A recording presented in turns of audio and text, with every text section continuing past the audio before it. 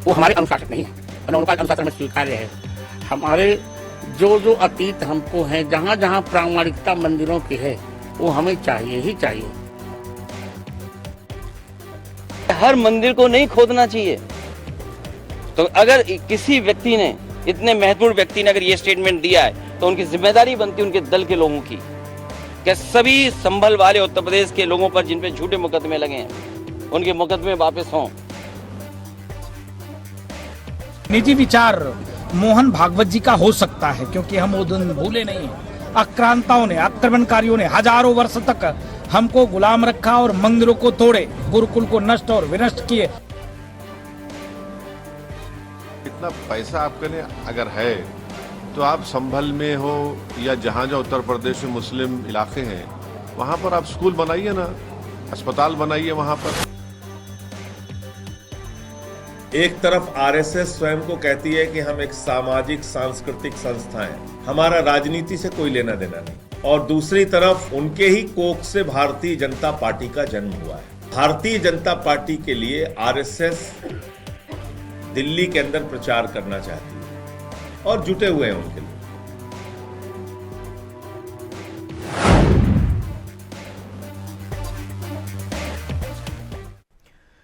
तो आज इसी मुद्दे पर चर्चा करेंगे। हमारे साथ जो मेहमान कार्यक्रम का हिस्सा बन रहे हैं, उनसे आपका परिचय करवा देते हैं। डॉक्टर हरिनाथ उपाध्याय जी हमारे साथ हैं, कांग्रेस के चेहरे हैं। हमारे साथ सत्येंद्र त्यागी जी हैं, बीजेपी का चेहरा है। मुकेश जी आम आदमी पार्टी का चेहरा है, और दीपक शंघार राजनीतिक विशेषज्ञ हैं और आरएसएस को समझते हुए आए हैं। आप सभी का बहुत बहुत स्वागत है। तो सबसे पहले मैं मुकेश जी आपके साथ इस कार्यक्रम का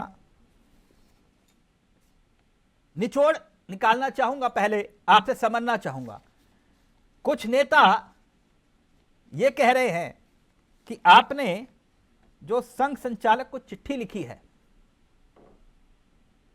मोहन भागवत जी को, ओवैसी कह रहे हैं लव लेटर लिखने का मतलब क्या हुआ? ये उनके शब्द है, लव लेटर। और संदीप दीक्षित ये कह रहे हैं केजरीवाल संघ से क्यों जवाब मांग रहे हैं जब वो खुद उनसे जुड़े हुए हैं। ये चिट्ठी आपने गलत जगह तो पोस्ट नहीं कर दी मुकेश जी? जी, आप सभी को नववर्ष की मंगल में कामना, आपके सभी दर्शकों को भी नववर्ष की मंगल में कामना जी। तिलक जी, देखिए जिस तरीके से आरएसएस में ये बोला कि हम दिल्ली के चुनाव में प्रचार करेंगे, बल्कि कर भी रहे हैं। हमारे नेता संजय सिंह जी ने आज प्रेस को संबोधित करते हुए, मुकेश जी अगर संभव हो पाए तो फोन प्लीज पास ले आइए, आपके ऑडियो में कुछ कमी आ रही है। नहीं, मैं ब्लूटूथ से हूँ, रुके रहिए, तब तक आप किसी और से बात कर लीजिए। मुकेश जी, दरअसल मुकेश जी के पास जाएं तो दर्शकों को एक बार मैं बताना चाहूंगा, जो केजरीवाल ने चिट्ठी लिखी है मोहन भागवत को, उसमें सवाल किया है कि पिछले दिनों बीजेपी ने जो गलत हरकतें की, क्या आरएसएस उनका समर्थन करती है? बीजेपी नेता खुलकर पैसे बांट रहे हैं, आरएसएस वोट खरीदने का समर्थन करता है। सवाल केजरीवाल ने यह भी पूछा कि गरीब, दलित, पूर्वांचलियों के वोट कटवाने का प्रयास किया जा रहा है, यह जनतंत्र के लिए सही है? सवाल का जवाब दे आरएसएस। आरएसएस को नहीं लगता कि बीजेपी जनतंत्र को कमजोर कर रही है। यह तमाम सवाल अपनी चिट्ठी में आम आदमी पार्टी केजरीवाल ने मोहन भागवत से पूछे हैं। मुकेश जी, जी, ये चिट्ठी वहां क्यों पोस्ट कर दी आपने? देखिए, जिस तरीके से दिल्ली के चुनाव में आरएसएस प्रचार कर रही भारतीय जनता पार्टी का, हालांकि ये कहना गलत नहीं होगा कि आरएसएस का ही राजनीतिक संगठन भारतीय जनता पार्टी है। जिस तरीके से आरएसएस के चेहरे हैं, जब वो कहती है कि हम सामाजिक और सांस्कृतिक संगठन है, लेकिन दूसरी तरफ उसका एक राजनीतिक दल भारतीय जनता पार्टी जिसका प्रचार प्रसार। मुकेश जी, आपके ऑडियो में दिक्कत है, माफी चाहूंगा। आप अगर हो पाए तो प्लीज फोन पास ले आइए ताकि आपका ऑडियो परफेक्ट आए और हम समझ पाए। उपाध्याय जी, उपाध्याय जी, ये कौन सी सियासत हो रही है? हाँ, आवाज आ रही है भैया? जी, आप बिल्कुल परफेक्ट, आपकी आवाज आ रही है। बोलिए आप मुकेश जी, मैं यही चाह रहा था, अपना फोन प्लीज। और आप, मेरी सबसे दरख्वास्त है, मेरे सहयोगियों ने शायद बताया होगा, अगर आप अपनी बात रखें तो फोन पास ले आइएगा, आपका ऑडियो बिल्कुल परफेक्ट आएगा। बिल्कुल बोलिए मुकेश जी। जी, मैं ये कह रहा था जिस तरीके से भारतीय जनता पार्टी का प्रचार आरएसएस कर रही दिल्ली के चुनाव में, जी बल्कि हर चुनाव में करती रही है, बल्कि ये कहना गलत नहीं होगा। एक तरफ जहां मोहन भागवत कहते हैं कि ये आरएसएस ये कहती है कि मेरा ये संगठन जो है सांस्कृतिक और सामाजिक संगठन है, दूसरी तरफ वो भारतीय जनता पार्टी का प्रचार प्रसार भी करती है। नहीं, ये कहना भी आपके गलत। दिल में कहीं आरएसएस तो नहीं धड़कता? जो आरोप कांग्रेसी लगाते हुए आए आपके ऊपर कि आप आरएसएस और बीजेपी की बी टीम है। देखिए, कांग्रेसी क्या कह रहे हैं, बाकी लोग क्या कह रहे हैं, इस बात से हम इत्तेफाक नहीं रखते हैं। हम इतना जरूर कहते हैं कि मोहन भागवत की जिम्मेदारी बनती है कि जिस तरीके से वो दिल्ली में चुनाव प्रचार कर रहे हैं, तो वो बताएं कि क्या पूर्वांचली बांग्लादेशी है, रोहिंग्या है। मुकेश जी, वो बताएं कि 18,000 रुपया महीना अगर हम खड़े थे अन्ना आंदोलन के वक्त, जो रामलीला मैदान में जितने चेहरे थे उनमें से अधिकांश यही आप पे आरोप लगाते हैं कि आप को खुले तौर पर आरएसएस समर्थन कर रही थी उस वक्त। तिलक जी आंदोलन जब चल रहा था, पूरा देश समर्थन में खड़ा था, सारे दल के लोग खड़े थे, उसमें कहीं कोई संगठन का कोई बंधन नहीं था। अच्छा, वो आंदोलन था, सारे जो लोग खड़े भारत हुए माता थे। की तस्वीर लगती थी, वो तस्वीर तो बिल्कुल आरएसएस नहीं। तो नहीं, ये भी इत्तेफाक था। आज भी तिलक जी हम भारत माता की जय बोलते हैं। हम जब भी अपना संबोधन करते हैं अपने लोगों के बीच में, तो जय हिंद से नहीं, संबोधित मैं उस करते हैं। पोस्टर का जिक्र कर रहा था मुकेश जी, जो वहां पे छपते थे, लगे हाँ, हुए तो क्या थे। दिक्कत है? भारत माता की जय कहने में परेशानी क्या है? हाँ। क्या हम लोग भारत माता की जय नहीं करते? हम तो गर्व से कहते हैं भारत माता की लेकिन जय। आप हिंदुस्तान मोहन जिंदाबाद। भागवत को चिट्ठी क्यों पोस्ट कर रहे हैं? ये तो आप बीजेपी को कर सकते थे पोस्ट ना। इसलिए मोहन भागवत को चिट्ठी पोस्ट कर रहे हैं कि मोहन भागवत ने जब कहा कि हमारा राजनीति से कोई लेना लादना नहीं है, हाँ। दूसरी तरफ आप चुनाव में भारतीय जनता पार्टी के समर्थन में चुनाव प्रचार करते हैं, तो सवाल लाजमी संदीप है। दीक्षित वही तो कह रहे हैं आपकी कथनी और करनी में फर्क है। एक तरफ आप नहीं, कहते हैं कि संघ की विचारधारा दीक्षित- राष्ट्र विरोधी है, संदीप और दूसरी दीक्षित- तरफ आप उनसे समर्थन मांग रहे हैं, सवाल पूछ रहे हैं। संदीप दीक्षित जी जो कांग्रेस के चेहरे हैं, हाँ। उनको तो सवाल उठाना चाहिए परवेश वर्मा जी के ऊपर, जो कि नगद पैसा बांट रहे हैं। तो संदीप दीक्षित जी वहां पर चुनाव आवाज नहीं उठा रहे हैं, क्योंकि तय है कि संदीप दीक्षित जी भारतीय जनता पार्टी के पैसे से खेल रहे हैं। उपाध्याय जी उनकी गलत जगह भाषा पोस्ट बोल कर रहे रहे हैं। हैं, तो और ये संदीप दीक्षित संघ जी की प्रमुख बात पर का क्या सियासत हो भरोसा? रही है क्या? संदीप संघ दीक्षित प्रमुख जी- पर सियासत हो रही है क्या देश में?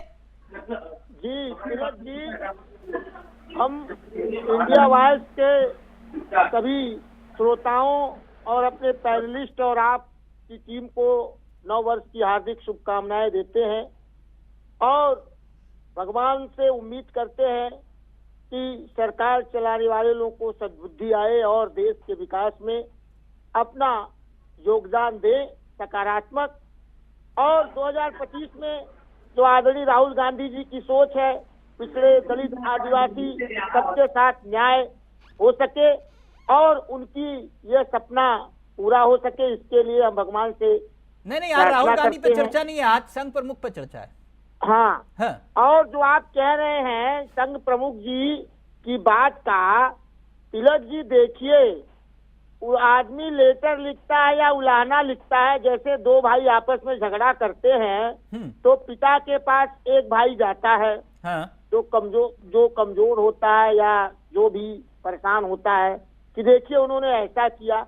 तो ये आम आदमी पार्टी और बीजेपी के संरक्षक संभवतः आरएसएस है, जैसा कि आपने उदाहरण दे ही दिया था कि जब वहां बैठे थे जंतर मंतर पर अन्ना हजारे जी के साथ, तो उसमें आरएसएस की ही महत्वपूर्ण भूमिका नहीं, थी। मेरे कंधे पे बंदूक क्यों रख रहे हो? आप लोगों ने ही कहा ना, ये बीजेपी की बी टीम है, आरएसएस वाले ये सारे संघी हैं। जी, आप भी कह रहे थे, हम भी कह रहे थे, पूरा देश जान रहा है उस बात को। नहीं, तो वो अब ये इन दोनों लोगों में ना आपको इसमें क्या संदेह, क्या शंका है कि भाई उन्होंने अगर चिट्ठी पोस्ट कर दी नागपुर, तो दिक्कत क्या है इसमें? अरे ठीक है, अच्छा आप बताइए, देखिए एक पार्टी दूसरी पार्टी के लिए चिट्ठी लिखती है, सरकार को लिखती है, आरएसएस प्रमुख उसमें जवाब किस हैसियत से देंगे? इसी हैसियत से ना कि इन दोनों लोग के संरक्षक है, और क्या है उनकी भूमिका? उनकी अच्छा, बात आप ये कह रहे हैं कि दोनों भाइयों में झगड़ा हुआ, वो पिताजी के पास चले गए। हाँ, और दोनों में नजदीक बनने की होड़ लगी हुई है। हाँ। लेकिन दिल्ली की जनता इन दोनों लोगों को इस समय बेशकल करके, जो शीला दीक्षित जी ने 15 साल काम किया, उसको वहां की जनता याद कर रही है। और मुकेश जी एक मिनट, उपाध्याय जी ने एक अलग थ्योरी दे दी, बोले दो भाई लड़ रहे, पिताजी के पास चले गए कि भैया समझौता करवाओ। देखिए तिलक जी उपाध्याय जी की सोच जो है ना इस समय एकदम बौखलाए हुए हैं उपाध्याय जी। इसी वजह से इनकी ये सब इनको तो निश्चित तौर पे जिस तरीके से ये बात कहते हैं कि भारतीय जनता पार्टी संविधान विरोधी काम कर रही है, भारतीय जनता पार्टी जन विरोधी काम कर रही है, कांग्रेस से कहती है कि नहीं करती? उपाध्याय जी हमको बताएं। अगर कहती है तो सवाल तो भारतीय जनता पार्टी के ऊपर खड़ा होना चाहिए था, क्योंकि भारतीय जनता पार्टी काम की राजनीति नहीं करती, केवल बयानबाजी की राजनीति नहीं, आपने तो धर्म की राजनीति कर रहे हो। नहीं उपाध्याय जी, धर्म की राजनीति नहीं करते क्या? पार्टी केवल आम आदमी पार्टी धर्म की राजनीति नहीं करती उपाध्याय जी। आम आदमी पार्टी केवल काम की राजनीति करती है। आम आदमी पार्टी को जनता की चिंता है, आम आदमी पार्टी को अपने लोगों की चिंता है जो कि दिल्ली में निवास करते हैं। तो आम आदमी पार्टी को कोई ये न सिखाए कि आम आदमी पार्टी किसी बयानबाजी में फंसने वाली नहीं है। आम आदमी पार्टी जो कहती है उसको गारंटी देती है और उसको पूरा करती है। पिछले चुनावी घोषणा पत्र को आप देख लीजिएगा, जो हमने कहा वो किया, और आज भी मैं वो वादा कर रहा हूँ कि जो कह रहा हूँ वो करूंगा। के पास ये दोनों के संरक्षक हैं। देखिए दिल्ली में आम आदमी पार्टी ने अरे इनके पास कहने को कुछ नहीं है, ये केवल बयानबाजी करते हैं, इनके पास कुछ भी नहीं है। ये तो इस तरह की बात करेंगे ही, ये कभी काम तो किए नहीं, ना काम की राजनीति का समर्थन करते हैं। ये जाके उन्हीं के गोद में बैठ गए, संविधान विरोधियों के गोद में जाके बैठ गए। ये कहीं जो है मंदिर का सहारा लेना पड़ रहा है, कभी जो है आरएसएस प्रमुख के पास जाना पड़ रहा है कि हमारे साथ ऐसा हो रहा है, आप ध्यान दीजिए। आपके कहने पर हम लोग आंदोलन करने में अच्छा उपाध्याय जी एक चीज ये बता दीजिए, उपाध्याय जी सरकार को दिल्ली से हटा दिया, आप ही के कहने से आंदोलन करके अब ये हमको हटाने के चक्कर में है। दूसरा ये भी हो सकता है कि आरएसएस और बीजेपी के बीच झगड़ा भी लगाने का उनका उद्देश्य हो, क्योंकि झगड़ा तो है ही उन लोगों के आपस में। बीजेपी के शीर्ष नेतृत्व में, आरएसएस प्रमुख में उनकी बात सुनी नहीं जा रही है। एक मिनट उपाध्याय जी, अब वो उनके घर का मामला है। अब आपको पता नहीं कैसे मालूम चल गया कि वो संगी है, वो गलत जगह पोस्ट कर दी। मैं दीपक शंगधार के पास जाऊं, लेकिन उससे पहले मैं त्यागी जी आपके पास आना चाहूंगा। दीपक बहुत विद्वान व्यक्ति हैं और क्योंकि आरएसएस को समझते हैं तो वो जरा गहराई से बातों को समझा पाएंगे। लेकिन पहले जरा मैं कहानी का निचोड़ निकाल लूं कि आखिरकार ये बवाल हो क्यों रहा है। सदन त्यागी जी। हाँ जी। आरएसएस प्रमुख का बयान तो आपको याद होगा? हाँ याद है। क्या कहा था प्रमुख सामने, आरएसएस प्रमुख ने? देखिए पहले इंडिया वॉइस के चैनल के माध्यम से मैं अपने सभी दर्शकों को, सभी मेरे भाई जो बैठे हैं इनको और आपको तिलक चावला जी, आपको भी सभी को नववर्ष की 2025 के नववर्ष की सबको हार्दिक बधाई एवं शुभकामनाएं देता हूं। और इसके साथ ही जो अभी लोग जो सवाल उठा रहे हैं आरएसएस पे, पहले मैं इनको जवाब देना चाहूंगा कि आरएसएस जो है वो कोई राजनीतिक पार्टी नहीं है, सबको पता है।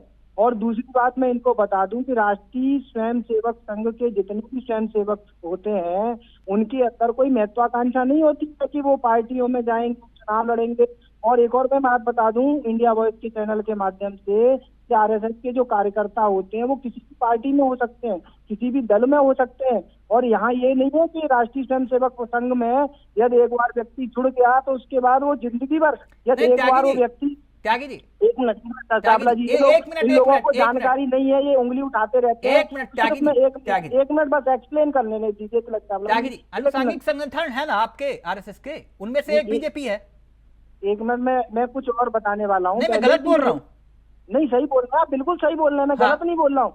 मैं जो ये लोग उंगली उठाते हैं आरएसएस पे, मैं इनको ये बताना चाहता हूँ, जो व्यक्ति एक बार शाखा में जाकर के या ध्वज प्रणाम कर लेता है वो जिंदगी भर आरएसएस का स्वयंसेवक रहता है, चाहे वो प्रणब मुखर्जी रहे हो, चाहे वो इंदिरा गांधी, मतलब जो भी व्यक्ति एक बार शाखा में गया, चाहे वो कोई भी नेता हो, कोई भी हो, वो स्वयंसेवक संघ का कार्यकर्ता या स्वयंसेवक अच्छा नहीं ठीक है। आज शाखा अभी शाखा नहीं जा रहे, अभी शाखा नहीं जा रहे, अभी रुकिए ना त्यागी जी एक मिनट। नहीं मैं एक बार इन्होंने जो लोग कहते हैं कि भारत माता की जय बोलता है, जो व्यक्ति भारत माता की जय बोलता है वो आरएसएस का स्वयंसेवक और आरएसएस उस विचारधारा को और उन व्यक्तियों को मानती है।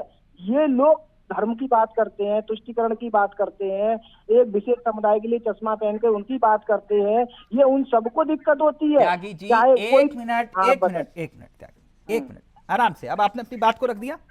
हाँ जी। मैं शुरुआत मोहन भागवत से ही करता हूं। ये क्यों चर्चा बहुत महत्वपूर्ण हो गई है और जरा दर्शक भी समझे। मोहन भागवत ने 19 दिसंबर को एक बयान दिया जिसमें उन्होंने ये कहा कि हर मस्जिद के नीचे मंदिर नहीं खोद सकते। अयोध्या में राम मंदिर निर्माण के बाद ऐसे विवादों को उठाकर कुछ लोगों को लगता है कि वो हिंदुओं के नेता बन जाएंगे, हिंदुओं के नेता बन जाएंगे। अब आगे देखिए, एक मिनट सर, एक मिनट सर, मैंने पूरा वक्त आपको दे रहा हूं। फिर उसके बाद ऑर्गेनाइजर में एक लेख आता है, वो तारीख होती है 24 दिसंबर की। अब उस पर गौर फरमाइएगा। ऑर्गेनाइजर कौन? इंग्लिश मुख्य पत्र आरएसएस का। उसमें कहा जाता है कि संभल जैसे मुद्दों की लड़ाई तो किसी का भी व्यक्तिगत या सामूहिक अधिकार हो सकता है। कोई भी अपने पूजा स्थलों को मुक्त कराने के लिए कानूनी एक्शन की मांग कर सकता है। इसमें आखिरकार गलत क्या है? ऑर्गेनाइजर कह रहा है, यानी कि मोहन भागवत के बयान से बिल्कुल विपरीत। वो ये कह रहे हैं कि हर जगह मंदिर मत खोजो, खुदाई मत करो। ऑर्गेनाइजर कुछ कह रहा है। और फिर उसके बाद एक तीसरा बयान आता है, वो भी जरा दर्शक देख लें। पंजन्य में लिखा जाता है, ये पंजन्य क्या है? आरएसएस का हिंदी का मुख्य पत्र।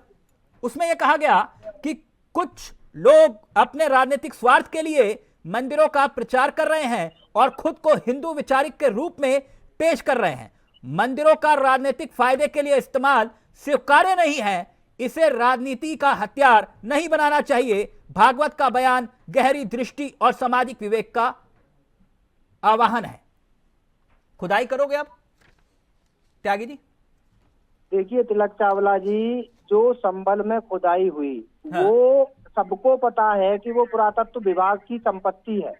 यदि पुरातत्व विभाग भी यदि वहाँ पर एंट्री तो ये नहीं बात कर भागवत सकता, जी को नहीं मालूम नहीं, थी? सर पहले मैं बात तो कंप्लीट कर लूं। नहीं, मैं आप- भागवत जी नहीं। के ना आप मुस्कुराइए मत, ये बहुत गंभीर सवाल है। भागवत जी कह रहे हैं हर जगह खुदाई मत करो, आप कह रहे हो कि संभल में खुदाई जायज है, तो कहाँ मैं खुदाई कह रहा करोगे हूँ त्यागी जी? 5 लाख मंदिरों को तोड़ करके मस्जिद बनाई गई, तो क्या 5 लाख मंदिर खोदे जा रहे हैं?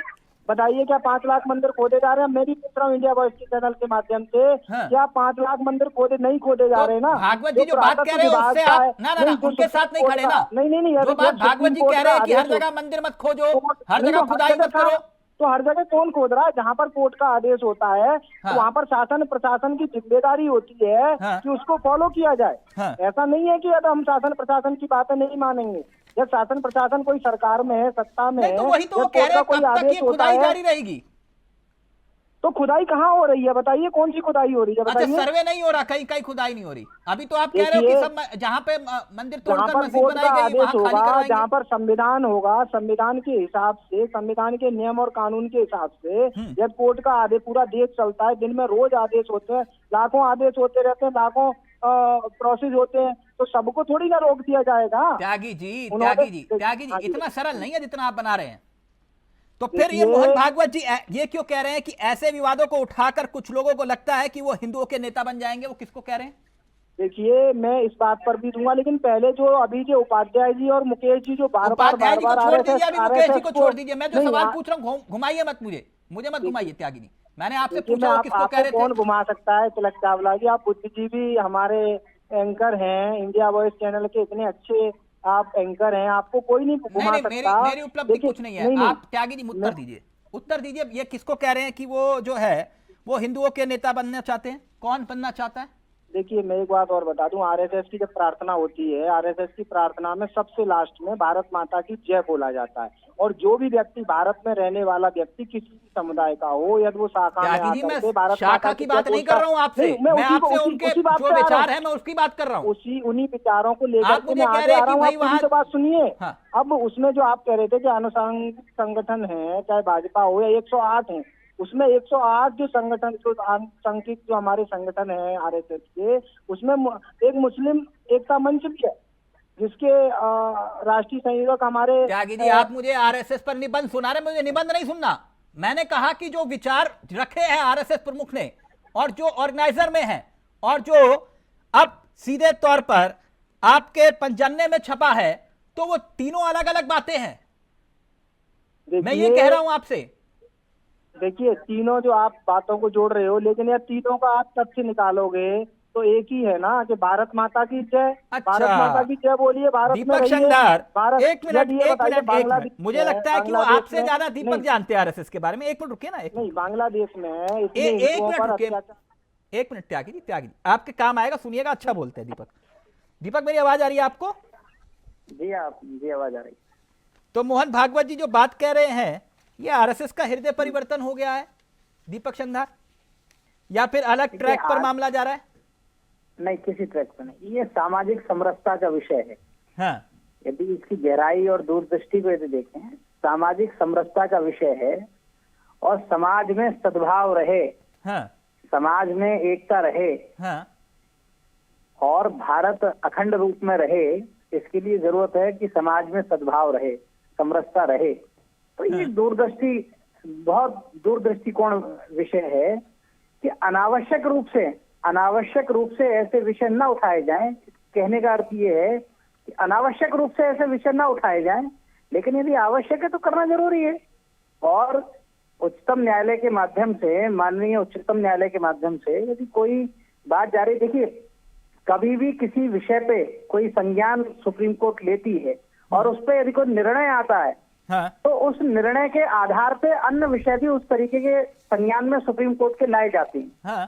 और फिर उसके बाद सुप्रीम कोर्ट की गाइडलाइंस के तहत यदि कुछ होता है तो उसमें गलत क्या है? नहीं, ये तो कंफ्यूजन, ना, ये बड़ी कंफ्यूजन वाली स्थिति है दीपक। स्टैंड क्या है आरएसएस का, ये नहीं क्लियर हो पा रहा ना। मोहन भागवत जी कह रहे हैं हर जगह खुदाई मत करो, ऑर्गेनाइजर कह रहे हैं कि नहीं, जो है वो तो रहेगा। संघ का स्टैंड मत समझिए, संघ का मूल उद्देश्य समझिए। बताइए। सामाजिक सद्भाव, सामाजिक समरसता छिपी हुई है। यदि आप उसको ध्यान से देखेंगे तो आपको लगेगा कि स्टैंड ठीक है। आप सामाजिक एकता, सामाजिक सद्भाव, सामाजिक समरसता में ये तीन ऐसे शब्द कह रहा हूं जो अपने आप में बहुत मल्टी डायमेंशनली डिफाइंड है, हाँ, जिनकी विवेचनाओं पे किताबें लिखी जा सकती हैं। हाँ, पर ये शब्द अपने आप में ये रिफ्लेक्ट करते हैं कि ये भावना क्या है। नहीं दीपक, आप जो बात कह रहे हैं ठीक कह रहे हैं, मैं आपसे लेकिन ये समझना चाह रहा हूं, सुप्रीम कोर्ट जो कह रहा है, सुप्रीम कोर्ट ने तो रोक लगाई ना। सुप्रीम कोर्ट ने क्या कहा रोक लगाते हुए? क्योंकि आप लॉ के भी विद्यार्थी हैं, मुझे मालूम है। धार्मिक स्थलों के मालिकाना हक से जुड़े नए मुकदमे दर्ज ना हो, सर्वे के आदेश नहीं दें, लंबित मामलों में अंतिम आदेश जारी ना किया जाए। फिर इसका क्या मतलब हुआ? ये इसका मतलब ये हुआ जब हम सीपीसी पढ़ेंगे तो उसमें सेक्शन 13 आता है, पूर्व न्याय। हाँ, यदि किसी विषय को लेकर के कोई ऑलरेडी विषय संज्ञान में है न्यायालय में, तो उस पर अन्य विषय लेकर के ना आया जाए उसको।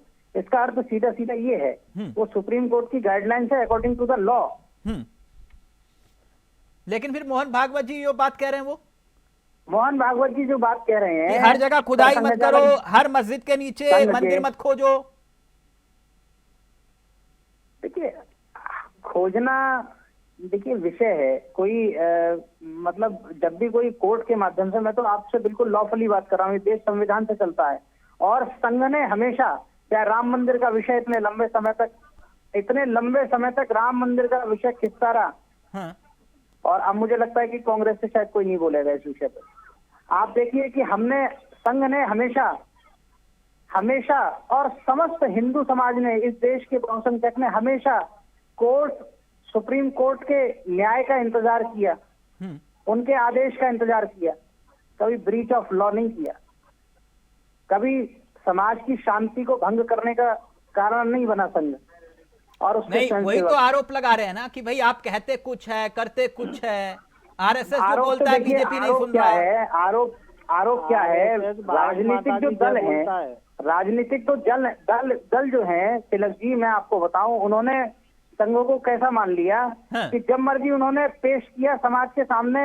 अब उनके पेश करने से तो नहीं होता है ना, उन्होंने चाहा तो सांस्कृतिक और सामाजिक संगठन बना दिया, तो केजरीवाल जी ने चिट्ठी लिखी। उन्होंने चाहा तो उसको राजनीतिक बना दिया, उन्होंने चाहा तो उसे भाजपा का समर्थक बना दिया। और सुनिए, बड़ा धन्यवाद देता हूँ कि पहली बार ऐसी कुछ चिट्ठी लिख करके केजरीवाल जी ने जो है संघ के ऊपर भी विश्वास जताया। मुझे तो पता नहीं कैसे ये सद्बुद्धि ये होता है नैले पर तैला। मैंने कहा था ना त्यागी जी रुक जाना, दीपक के पास कुछ नहीं होगा। ये देखिए मुकेश जी, वो ये कह रहे हैं कि आरएसएस पर यकीन आपको भी है, तभी तो वही चिट्ठियां पोस्ट कर रहे हो। नहीं, और जो बात उपाध्याय जी कह रहे थे दीपक कि भाई दो भाई आपस में लड़े, पिताजी के पास चले गए। तिलक जी आरएसएस पे यकीन जो है देश को भी है, विदेश को भी है। तिलक चावला और समाज में रह रहे, देश और विदेश में रह रहे, जहाँ जहाँ हमारा समाज एक होता मिनट है, त्यागी जी रुक भारत जाइए, देश त्यागी के जी रुक जाइए, सीखने को मिलेगा दीपक से आपको बहुत कुछ। रुक जाइए एक मिनट, रुकिए ना त्यागी जी, अभी आपका ऑडियो नीचे है। मुकेश जी रिएक्ट करना चाह रहे, पहले मुकेश जी आप, फिर आ रहा हूं त्यागी जी आपके पास, जवाब दीजिए दीपक जी। देखिए तिलक जी, हाँ मैं तो सवाल उठा रहा हूँ, आरएसएस से पूछ रहा हूँ कि आपका दोहरा चरित्र सामने दिख रहा है। एक तरफ आप सामाजिक समरसता की बात करते हैं, नहीं दीपक कह रहे हैं विश्वास हमारे ऊपर है तभी तो चिट्ठी लिख रहे हो आरएसएस को। मैं बता रहा हूँ, अरे तिलक जी सुन तो लीजिए। हाँ। एक तरफ सामाजिक समरसता की बात करते हैं, दूसरी तरफ आप उन दलों का प्रचार प्रसार करते हैं जो देश के को बांटने में यकीन रखता है, जो हिंदू मुसलमान करके देश को खंड खंड करने का प्रयास कर रहा है। दूसरी तरफ आप कह रहे हैं कि आरएसएस सामाजिक समरसता बढ़ाने का काम करता है। मैं तो सवाल खड़ा कर रहा हूँ, मोहन भागवत से पूछना चाह रहा हूँ कि आप बताएं कि आप किसके साथ है, देश के सामाजिक समरसता के साथ है या उन दलों के साथ है जो देश को तोड़ना चाहते हैं, देश को विखंडित करना चाहते हैं, देश को पूरे। अच्छा एक बात और मैं कहना चाह रहा था मुकेश जी, मैं यहाँ बैलेंस बात करने के लिए बैठा हूँ। मैं यहाँ बैलेंस नहीं मैं आपका सवाल भी नहीं कर रहा हूँ। यहाँ पर अगर आप आरएसएस का कोई प्रतिनिधि होता, सुन लीजिए, मैं आपसे सवाल भी नहीं कर रहा हूँ, मैं ये कह रहा हूँ आरएसएस का कोई प्रतिनिधि होता तो इसका जवाब अच्छी तरीके से वो दे पाता कि बात ये बताइए कि आपका दोहरा चरित्र क्यों है समाज के सामने, देश के सामने। मैं आरएसएस के प्रतिनिधि से पूछना चाह रहा था, संयोग से है नहीं, अगर आप जवाब देना चाहते तो दीजिए जवाब। कभी भी इसको सामाजिक सांस्कृतिक संगठन और समाज पे इसका विश्वास जताते हुए आप चिट्ठी लिख देते हैं। ऐसा दोहरा चरित्र आप क्यों पेश करते हैं? क्यों केजरीवाल अपने बच्चों की झूठी कस्में खाते हैं? क्यों विदेशों से आप फंडिंग ले लेते हैं? क्यों रोहिंग्या को आप दिल्ली में आमंत्रित कर देते हैं? क्यों उनको सदस्यता देने की, सिटीजनशिप की बात करते हैं? जो विषय आपके हाथ में नहीं है उन विषयों को लेकर के आप चर्चा में लेकर के आते हैं। आप बताइए ऐसा क्यों करते हैं? ये दोहरा चरित्र आपका नहीं है तो किसका है? फिर मैं कोई सही बात कहूंगा तो आप मुझे जो है आप मुझे संघ का प्रवक्ता घोषित कर देंगे। आपका कोई भरोसा तो है नहीं। थोड़ा संयम रखिए, बात सुन लीजिए। मैं ये पूछ रहा हूँ कि एक तरफ आप ये कहते हैं कि हम सामाजिक समरसता फैलाना चाहते हैं, देश में सौहार्द कायम हो इसके पक्ष में है, दूसरी तरफ आप उन दलों के लिए काम कर रहे हैं, भारतीय जनता पार्टी के लिए काम कर रहे हैं जो हिंदू मुसलमान करती है, देश को बांटने की राजनीति करती है, जो पूरे देश में भारतीय जनता पार्टी के लिए प्रचार कर रही है, दिल्ली में प्रचार कर रही, काम कर रही है, कहीं से ऐसी और उसका घोषणा बयान है देखी जनसंघ का कि हम भारतीय जनता पार्टी के लिए काम करना चाहते हैं। संघ के जवाब दीजिए ना, सरसंघ चालक जी के वचनों को लेकर के आप किससे बात करना चाहते हैं? आप मुझे बताइए, उन्होंने ऐसा कुछ कहा क्या? अपने उन्होंने ऐसा कुछ कहा क्या किसी राजनीतिक दल का प्रचार कीजिए? अपने नहीं मुकेश जी, मुझे लगता है आप उसका उत्तर नहीं दे पा रहे। एक मिनट, नहीं जो बात दीपक ने उठाई उसका उत्तर आप नहीं दे रहे। वो ये कह रहे हैं कि भाई अगर हम पे विश्वास नहीं होता, यानी आरएसएस पे विश्वास नहीं होता, तो आरएसएस को चिट्ठी लिखते बीजेपी को।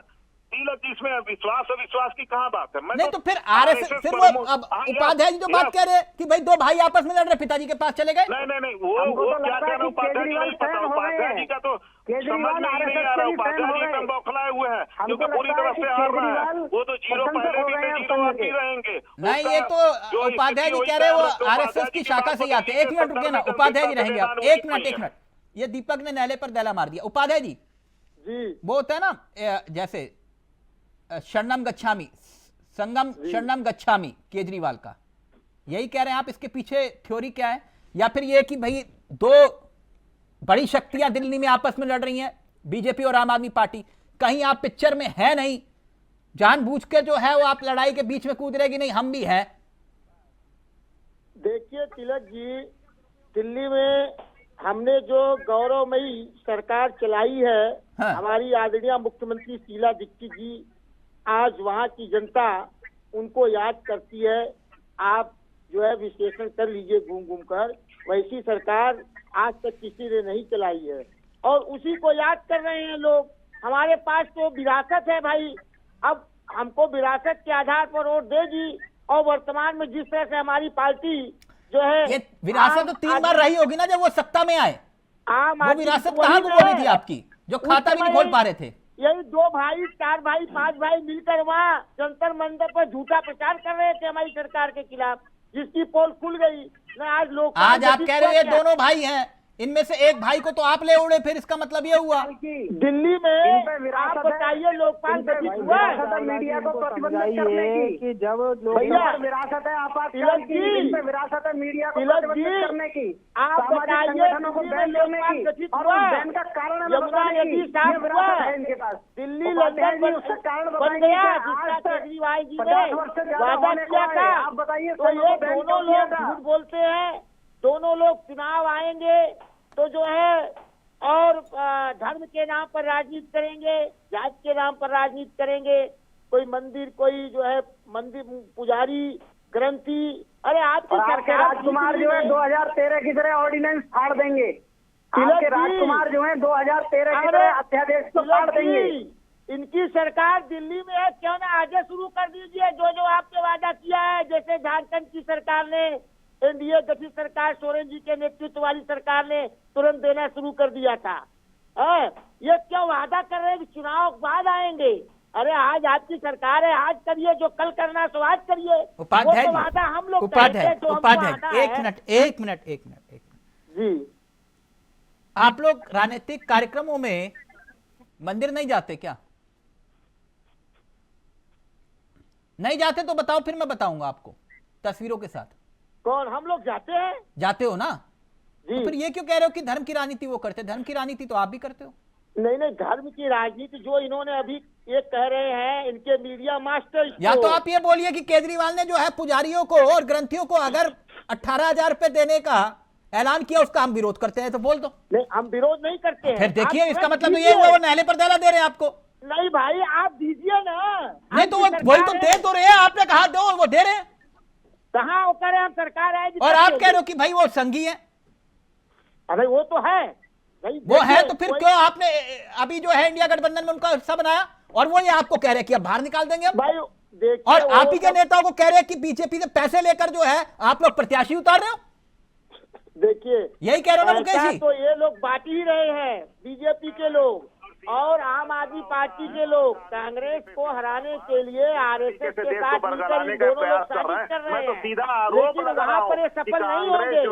जिस तरह से हमारा कार्यकर्ता आपका कोई वीडियो है क्या आपके पास? उपाध्याय जी, इस तरीके से भारतीय जनता पार्टी पर आरोप लगाना, इतने बड़े चैनल पर बैठ करके आप आरोप लगा रहे हो कि पैसे बांट रहे हैं, यहाँ पर मानहानि का दावा ठोक दिया जाएगा। उपाध्याय जी, इस तरीके से जो आप बातें करते हो ना, झूठा झूठ फैलाते हो, चैनलों पर आकर के, सोशल मीडिया पर आकर के झूठ फैलाते हो, झूठ फैलाने का काम करते हो, ये गलत है बिल्कुल। एक मिनट त्यागी जी, तो आप लोग बोलते हैं भैया दिव्यांश, झूठ बोलने की आप दोनों लोग हिंदुस्तान में रहते हो, हिंदू हो, हिंदुस्तान में रहते हो। 1947 में जब देश का बंटवारा हुआ तो हिंदुस्तान हिंदुओं को मिला नहीं मिला, पहले ये बताइए। तो मंदिर में जाना, मंदिर की बात करना, हिंदुओं की बात करना, हिंदू हित की बात करना, कहाँ की किसको दिक्कत होती है, क्यों दिक्कत होती है? यार भारत में रह करके, हिंदुस्तान में रह करके जय श्री राम नहीं बोलेंगे तो क्या पाकिस्तान और बांग्लादेश में जाकर के बोलेंगे? अत्याचार होते हैं तो ये लोग बोल भी नहीं सकते। एक मिनट रुकिए उपाध्याय। नहीं, तिलक चावला जी, इनको थोड़ा सा तो समझाइए कि ये लोग बात करते हैं हमेशा तुष्टीकरण की, हमेशा बात करते हैं धर्म। भाई धर्म किसने फैलाया? आपने मौलवियों को सैलरी देना शुरू किया, आप पुजारियों को भी सैलरी दे देते। एक मिनट रुकिए, ऑडियो नीचे रहेगा, त्यागी जी का ऑडियो रहेगा। त्यागी जी, आपने कहा कि भाई मौलवियों को पैसा क्यों दे रहे थे? आप विद्वान व्यक्ति हैं। हरियाणा में सैनी सरकार जो है इमामों को पैसा देती है, मालूम है ना आपको? खट्टर जी ने शुरू किया था। मोहन यादव जी, एक मिनट रुकिए, अभी पूरा सुन लीजिए। मोहन यादव भी इमामों को पैसे देते हैं वहां सरकार। फिर तुष्टीकरण कर रहे हो त्यागी जी? त्यागी जी का ऑडियो उठाइए आप। देखिए तिलक चावला जी, ये मैं व्यक्तिगत कहता हूँ और as a Hindu, as a Sanatani, as ए हिंदुस्तान का एक व्यक्ति होने के नाते कहता हूँ कि या तो दी जाए तो सबको, पुजारियों को भी दी जाए। यदि ये खाली मौलवियों को दी जा रही है तो ये गलत है। और ये मैं भाजपा के या भाजपा की तरफ से नहीं बोल रहा हूँ कि भाजपा का एक कार्यकर्ता होने के नाते ये तो फिर त्यागी चलिए खुलकर बता रहे आप फिर खुलकर बोलिए ना। एक मिनट रुकिए त्यागी, गलत है त्यागी जी, एक मिनट। आप कह रहे गलत है, खुलकर बिल्कुल गलत है। एक मिनट रुकिए ना। अभी आपने कहा कि मोहन भागवत जी जो बात कह रहे हैं कि हर मस्जिद के नीचे मंदिर मत खोजोगे कि नहीं? बताओ, अब खुल के बताओ। देखिए, जो यदि हमारा भारत देश में यदि किसी की, जैसे आपका कोई जमीन है, मैं ऐसे उदाहरण देकर समझाना चाहता हूँ, आपकी यदि कोई जमीन है यदि उसको घेर लेता है कोई व्यक्ति और वो आपके नाम है, तो आप उसको ना कानून के हिसाब से अब जाओगे कोर्ट में और कोर्ट का आदेश होता है कि नहीं ये जगह खाली कराई जाए, तो वो आपको आपकी जगह जीत दिलाई जाएगी ना। शासन प्रशासन आपको आप दिलाएगा नहीं तुम्हारे दिलाएगा? बड़ी जलेबी बना रहे हो, रुक जाओ, मैं सीधा तो मैं सीधा जलेबी प्रैक्टिकल। नहीं बना अच्छा, रहा, मैं ताजमहल सीधी को क्या बात मानते कर रहा हो? हूँ रुको, भैया। एक मिनट, संविधान है, आप इससे सीधा सवाल नहीं हो संविधान है, सकता। शासन है, प्रशासन है। अब त्यागी आप जी, ये बताइए कि मान्य हिंदू- त्यागी जी, नहीं, त्यागी जी, सिर्फ चावला जी, त्यागी जी, एक मिनट रुकिए ना, हिंदुस्तान में एक रहकर मिनट रुकिए। जैसी काम कहना गलत है। त्यागी जी, हिंदुस्तान इतनी में लंबी रहकर बहस भारत क्यों कर रहे हैं माता हम? की क्या कहना अभी गलत है? एक सवाल में उत्तर आ जाएगा। ताजमहल को क्या मानते हो? ताजमहल पुरातत्व विभाग का हमारा धरोहर है, राष्ट्रीय धरोहर है। नहीं, मानते क्या हो उसको? क्या मानते भैया? हमारा धरोहर है, राष्ट्रीय धरोहर है, हम क्या मानेंगे? ताजमहल है, मंदिर है, वहां क्या मानते हो? राष्ट्रीय धरोहर बता तो दिया उसने, हमारे मानने न मानने नहीं, जो पुरातत्व जो विभाग का ताजो राष्ट्रीय मंदिर धरोहर कहते हैं वो है कि नहीं है, वो तो है, उसमें क्या है ना? वो तो है ही। तो फिर ताजमहल भी खुदवा दोगे? अरे भैया, मैंने क्या बोला? उसका जो अस्तित्व किसके पास है? पुरातत्व विभाग के पास है। उसके पुरातत्व विभाग उसका मालिकाना हक है, राष्ट्रीय धरोहर है। मैं आपसे पूछ रहा हूँ त्यागी जी, ये एक किसी के हाथ में नहीं है। आप कह रहे हो ना कि वहां ताजो मंदिर है, तो फिर वहां भी खुदवाई करवाओगे? देखिए, वो किसी योगी जी ने आदेश नहीं दिया खुदवाने का। फिर आप लोग ये गलत, ये लोग जो विपक्षी हैं ये यही तो नहीं समझ, क्या योगी जी ने आदेश दिया खोदने का? नहीं नहीं, तो फिर आप मांग कर रहे हो तो वहां भी खुदवाई करवाओगे ना? तो भाई यार, पुरातत्व विभाग का था, वहाँ कोई खुदाई नहीं। पुरातत्व विभाग अपनी चीजों का सर्वे करे या जांच करे, या पुरातत्व विभाग की टीम अपने अपने उसमें नहीं जा सकती धरोहर में? ये देखिए, आप गोल पोस्ट चेंज कर रहे हैं। नहीं, अच्छा एक बताइए तिलक चावला जी, कौन सी मस्जिद खोद करके या फोड़ करके मंदिर बना दिया गया है? एक बता दो चलो मुझे। एक मैं इंडिया वॉइस से पूछ रहा हूँ और ये विपक्षियों से भी पूछ रहा हूँ कि कौन सी मंदिर फोड़ करके, तोड़ करके, जिस तरीके से औरंगजेब ने या जितने मुगल शासक रहे उन्होंने बड़े बड़े मंदिरों को तोड़ करके उनके ऊपर मस्जिद बनाई। एक मंदिर मुझे भारत में बता दीजिए, पूरे हिंदुस्तान में, कि मस्जिद को तोड़ करके उसके ऊपर, मतलब उसके ऊपर मस्जिद बनाई गई। हाँ। एक बना दो। तो फिर और मैं इतने भागवत बता ये बात दूंगा, क्यों कह रहे हैं कि संभल में बता दूंगा, मस्जिदों के नीचे नहीं, मंदिर देखो, मत उनका खोजो। कहना और वो मैं मोहन भागवत नहीं हूँ, उन्होंने क्यों कहा, कैसे कहा, किस वजह से कहा, क्या कहाँ पर थे, क्या उसका मायना था, मैं उसका पूरा एक्सप्लेनेशन नहीं दे सकता। लेकिन मैं इतना बता सकता हूँ कि संभल में कितने मंदिरों पर ताला लगा, कितने कुओं को बंद किया गया, क्यों उनके ऊपर मस्जिद बनाई गई, अच्छा, कहाँ क्लेम है? त्यागी जी, सीधी बात करते हैं, कहाँ क्लेम है आपका? आज बांग्लादेश में इतने मंदिर तोड़े जा रहे हैं, इतने मतलब अल्पसंख्यकों पर अत्याचार, हिंदुओं पर अत्याचार हो रहे हैं, क्या उनके बीच में एक अच्छा सच्चा मुसलमान नहीं है? कि एक 5 वक्त की मुसलमान नहीं है कि जो कह करके 5 वक्त की नमाज पढ़ता हो, जिसको इतनी इंसानियत जागी हो कि एक बोल सके? वहां पर वकील तक को खड़े नहीं होने दे रहे कि वकील लड़ ले। यही पाकिस्तान में हुआ, यही जिस दिन ये हिंदुस्तान में बढ़ गए, मैं फिर बता रहा हूं, जिस दिन ये हिंदुस्तान में बढ़ गए। सवाल का उत्तर नहीं दिया त्यागी, मैं माफी चाहूंगा आपके पास। एक मिनट, ये लाइव में कमेंट आया, दीपक जी मैं आपके पास आऊं, लेकिन उससे पहले मुकेश जी, वो ये कह रहे हैं कि इतने हिंदू हृदय सम्राट बन रहे हो, अयोध्या जाके दर्शन भी कर लो कभी। अयोध्या जाके दर्शन तो हम लोगों ने किया, सारे लोग जाके दर्शन करते हैं। अरविंद केजरीवाल जी भी सब परिवार गए थे और दर्शन करके आए हैं अयोध्या पर। तो क्या दिक्कत है? हम लोग तो भाई हनुमान भक्त है, राम भक्त हैं, सभी देवी देवता को मानने वाले लोग हैं। हम लोगों को क्या परेशानी? कोई परेशानी नहीं है। हम तो पुजारियों को, ग्रंथियों को 18,000 रुपए महीना भी देने की बात कर रहे हैं। मुझे लग रहा है वो सवाल जो है वो कांग्रेस से करना चाह रहे थे, वो आम आदमी पार्टी लिख दी, वो इंडिया गठबंधन समझ रहे हो कि नहीं?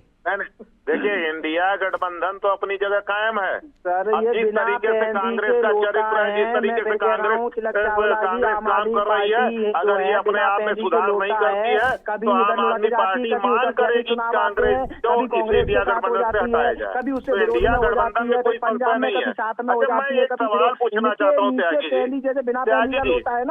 जी, एक बात बता दीजिए। त्यागी जी एक बात बता दीजिए, एक बड़े विनम्र अनुरोध है कि एक बात बता दीजिए। मुकेश जी, एक सवाल है, एक मिनट, झूठे लोग यार, सवाल है, उत्तर दे दीजिए। जनता समझ चुकी है, त्यागी जी उत्तर दे दीजिए, सवाल है पूरी समझ गई है आपको। त्यागी जी एक सवाल ले लीजिए। आपका झूठ नहीं चलेगा।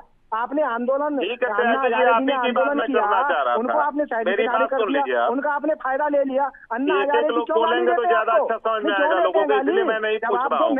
आपने आप चुप हो जाइए तो मैं पूछ लूं, फिर बोल दीजिएगा। मैं इंडिया वॉइस के चैनल के माध्यम से केजरीवाल जी को पूछना चाहता हूँ, अरे, आपके राष्ट्रीय त्यागी जी, संयोजक जी सवाल को, तो सुन क्यों? लीजिए। अरे यार बताओ ना, आप अन्ना हजारे जी के साथ आंदोलन किस चीज का था और पार्टी आप किस चीज की कर रहे थे?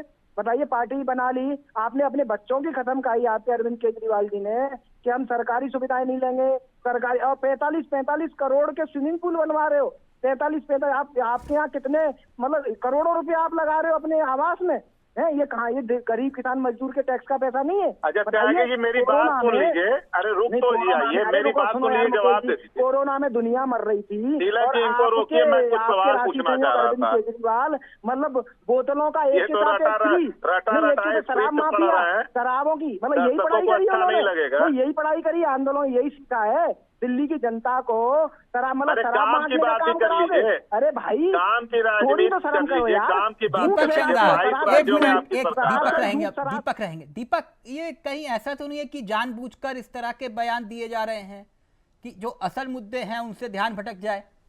क्योंकि मोहन भागवत 19 तारीख को कहते हैं हर मस्जिद के नीचे मंदिर मत खोजो, 22 दिसंबर को कहते हैं जिसे धर्म का आधा ज्ञान उससे अधर्म होता है। तो क्या जानबूझकर इस तरह का विवाद पैदा किया जा रहा है या आरएसएस के जो संघ प्रमुख हैं उनके बयान को जबरदस्ती कोड किया जा रहा है? क्या लगता है आपको? तिलक जी, एक सवाल पूछना था, आपको मौका आ रहा हूं मुकेश जी, एक मिनट। दीपक, आरएसएस हमेशा, मैंने पहले भी कहा कि बहुत बड़े स्तर पे अखंड भारत का सपना देखने वाला संगठन, भारत को विश्व गुरु के रूप में विश्व में स्थापित करने की चाह रखने वाला संगठन, कभी भी ये इस तरीके के मनमुटाव करने वाले बयान और ये नहीं, हमेशा सद्भावपूर्ण बयान। जिनसे नहीं, राहुल समाज गांधी में तो कहते हैं ना कि नफरत की असली वजह आरएसएस है देश में। अब देखिए, राहुल गांधी आज कह रहे हैं नफरत का असली बाजार आरएसएस है। राहुल गांधी प्रेम की दुकान खोले बैठे हैं। अब राहुल गांधी कल को केजरीवाल भी ऐसा ही कहते थे, अब कल को केजरीवाल लगे तो कोई बड़ी बात थोड़ा ही है। तो राजनीतिक दलों में ये उलटफेर चलता है।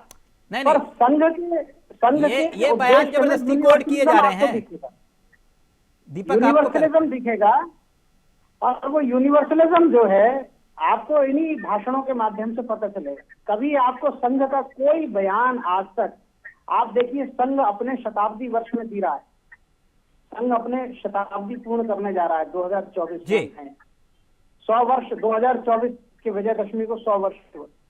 और आप देखिए कि कोई ऐसा बयान बताइए उपाध्याय जी, टुकड़े होते जी। इस प्रकार दीपक चैलेंज दे रहे हैं, कह रहे हैं एक बयान बताओ जिससे देश के टुकड़े टुकड़े हो रहे हो, जो नफरत फैलाई हो। दीपक पूछ रहे हैं आपसे, कह रहे एक बयान कोड करके बताओ जो आप कहते हो कि नफरत फैला रहे हैं। बिल्कुल सही बात है। इनको पहले समझाओ कि ये पहले त्यागी जी का ऑडियो अभी नीचे रहेगा। त्यागी जी ऐसे नहीं, ये एक मिनट। उत्तर प्रदेश के मुख्यमंत्री महोदय बटेंगे तो कटेगा नारा दिया था, उसमें आरएसएस का भी मौन समर्थन था, उसका समर्थन दिया उन्होंने महाराष्ट्र में प्रचार किया। उसके बाद देश की आजादी के बाद तुरंत हमारे राष्ट्रपिता गांधी जी की हत्या कर दी गई। हत्या करने वाले लोग कौन थे और उसको पूछा जाता है, कौन लोग पूछते हैं? और ये आरएसएस के लोग समय समय पर, आप बताइए, त्यागी जी कह रहे थे किस मंदिर में मस्जिद मिला, तो बताइए किस मस्जिद में मंदिर मिला अभी तक बता दें खोदने से। ये किस मस्जिद में मंदिर मिला? मैं तभी कहता हूँ ये कांग्रेस को ले डूबते। एक मिनट रुकिए उपाध्याय जी, हाँ उपाध्याय जी, आप ये कह रहे हो कि किस मस्जिद में मंदिर मिला? विभाजित राज्य ना आप ये जानबूझकर बयान दे रहे हैं या फिर अनजान है इस मामले में? नहीं, सुनिए तिलक जी, नहीं उपाध्याय जी, बिल्कुल सीधी सपाट करिए। अब आपने बोल दिया, क्या आपको नहीं मालूम कि मंदिरों को तोड़ के मस्जिदें बनाई गई? जी, आपको नहीं मालूम क्या कि मंदिरों को तोड़ के मस्जिदें बनाई गई? इतिहास में तो वो तो बौद्ध जन वाले भी कहते हैं कि हमारे मंदिर तोड़कर मंदिर बनाए गए। उपाध्याय जी, एक मिनट, चलिए आपने उत्तर सवाल किया, उत्तर भी ले लीजिए, तो एक उत्तर और दे दीजिए आप खुद के बाद। एक मिनट रुकिए ना, आप विद्वान एक बार व्यक्ति दिमाग हैं, के डालकर उपाध्याय जो है जी, देश को तोड़ने का काम करेंगे। उपाध्याय एक पूजा उत्तर, अधिनियम और अगर नई आप क्या ये जो कह रहे कुछ हैं ये कि बना है। क्या मस्जिद में से कोई मंदिर निकला, तो इस संबल में क्या निकल रहा है, क्या निकल क्या है रहा है? वो? और अरे दूसरी भाई, बात, वो तो रुकिए मंदिर एक नहीं है, मिनट, सुरक्षित। आप रुकिए ना, दूसरी में एक मिनट उपाध्याय, नहीं देखा संभल की बात करें तिलक जी, और मंदिर उसी तरह से सुरक्षित है जैसे है। उपाध्याय जी, तो हाँ। जरा देश की जनता को ये भी बताइए, त्यागी जी रुक जाइए, त्यागी जी आपका ऑडियो नीचे अभी रुक जाइए, देश की जनता को फिर ये भी बताइए कि ये जो मंदिर के साथ साथ मस्जिदें सटा के क्यों बनाई? जी, आक्रांताओं के पास, ये औरंगजेब के पास जमीन की कमी तो थी नहीं, बाबर के पास जमीन की कमी तो थी नहीं, तो ये मंदिरों में सटा के मस्जिदें क्यों बनाई गई? दूसरी बात, आपने कहा मथुरा गए हो, हाँ, कृष्ण आप जन्मभूमि हमारी गए हो? बात सुन लीजिए, हमारी बात सुन लीजिए। कृष्ण जन्मभूमि गए हो कि नहीं गए? मैं उपाध्याय जी बताइए ना, गए अब हो? हमारा बात सुन लीजिएगा, 2 मिनट 4-5 मिनट तक बोलते रहिए। नहीं बोलिएगा आप, पहले बताओ, हाँ। मथुरा गए हो, कृष्ण देखिए, जन्मभूमि गए हो? देखिए 14 गए हो कि नहीं? 1400 ईस्वी छोड़ दो, अभी ये बताओ सिर्फ इतना कि अभी मथुरा गए हो आप? हाँ, जी कृष्ण गए। जन्मभूमि गए हो? जी, वहां पे क्या है? ठीक है, क्या है वहाँ वहाँ? कटा हुआ बना, कट के बना हुआ है। तो क्या पहले मंदिर बना या मस्जिद बनी?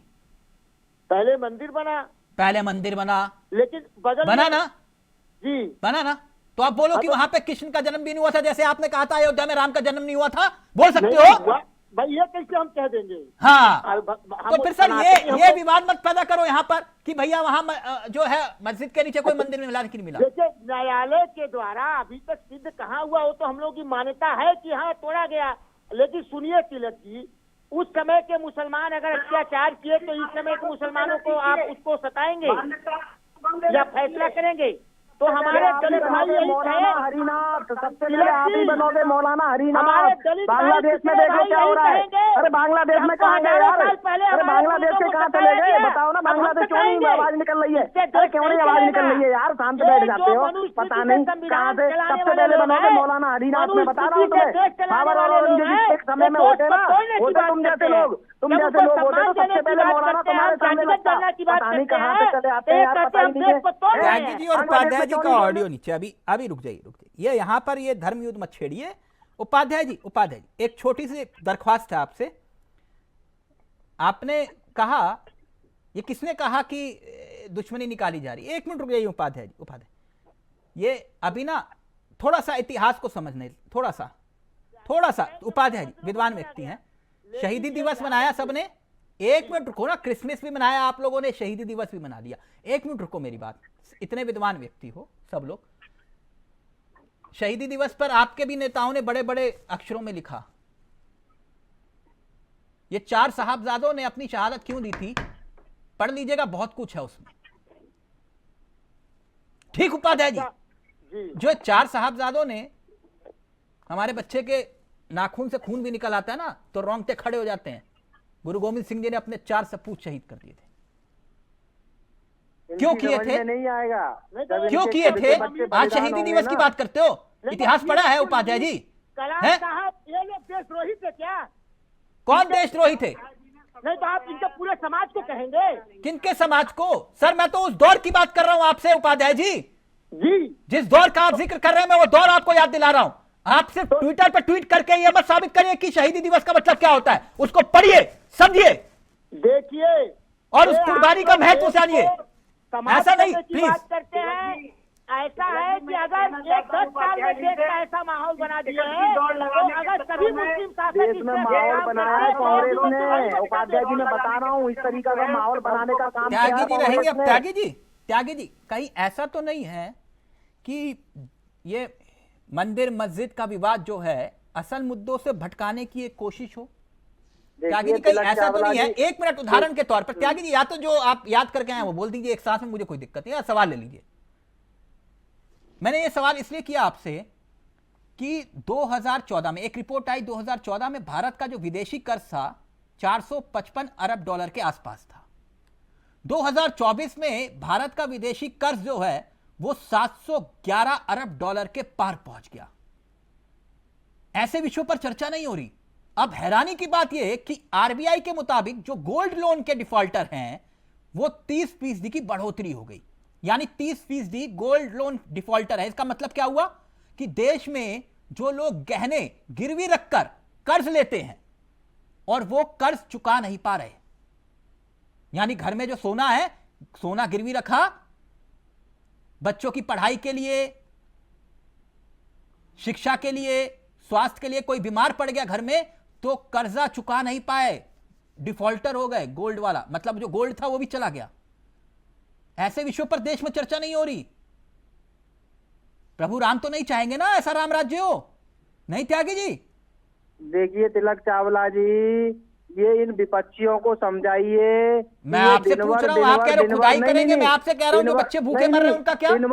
तो भैया इनको समझाओ मुसलमानों को कि 10-10 बच्चे ना करें, 20-20 बच्चे ना करें, ये भारत देश है भैया। मुसलमानों की बात कहां से आई? मैं कह रहा हूं भैया नहीं समझाओ यार। देखिए एक घर में या 10 की जगह है और उसमें 100 लोग रहेंगे तो क्या होगा बताइए, क्या होगा ना? कर्जा इसलिए लिया है तो ये लोग जो उपाध्याय उपाध्याय जी जैसे लोग जो आते हैं त्यागी जी, यहाँ तो आप खुल्लम खुल्ला खेल खेल रहे हो।